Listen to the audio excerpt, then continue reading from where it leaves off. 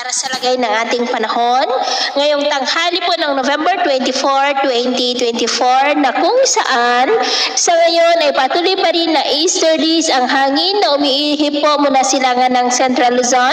Visayas at Mindanao. Hanging amihan naman ang umiihip mula dyan sa may extreme Northern Luzon hanggang dito po sa northern part ng Northern Luzon at ang shear line naman ay nag-i-extend po hanggang dyan sa may Isabela. At sa ating long range forecast ay consistent pa rin na walang bagyo na namamataan na tatawid po dito sa ating kalupaan hanggang po sa matapos ang buwan na ito ay storm free po tayo, pero hindi pa rin inaaris ang posibilidad na may pamumuo ng mga sama ng panahon sa silangan ng ating bansa sa susunod na mga araw at ang development ng mga yan ang ating babantayan.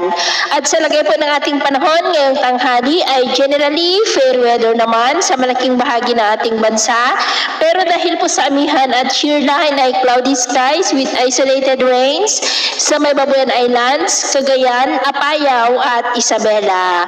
At dahil naman po sa mga localized thunderstorm, epekto ng easterlies ay cloudy skies with isolated rains sa ilang bahagi ng Quezon, Laguna, ilang bahagi ng Batangas, Calapan, Southern Palawan, Jose Panganiban, Garchi Torena, Bariton, Catanduanes, Aklan, Capiz, Escalante, Leyte, Samar Provinces, Holosulu, Tawi-Tawi, Caraga at Davao Region. At sa susunod po ng mga oras, mas maraming lugar na ulit ang makakaranas ng mas maulap na kalangitan with isolated rains, lalo na po sa silangan ng ating bansa mula po dito sa may Cagayan Valley, ilang bahagi ng Apayao, Mountain Province, Quezon, Calapan, Camarines Provinces, Catanduanes, Eastern Samar, Northern Samar, Aklan, Leyte, Caraga, Davao Region, Sarangani, Holosulu at Tawi-Tawi. Kaya mag-ingat pa rin tayo sa mga banta pa rin po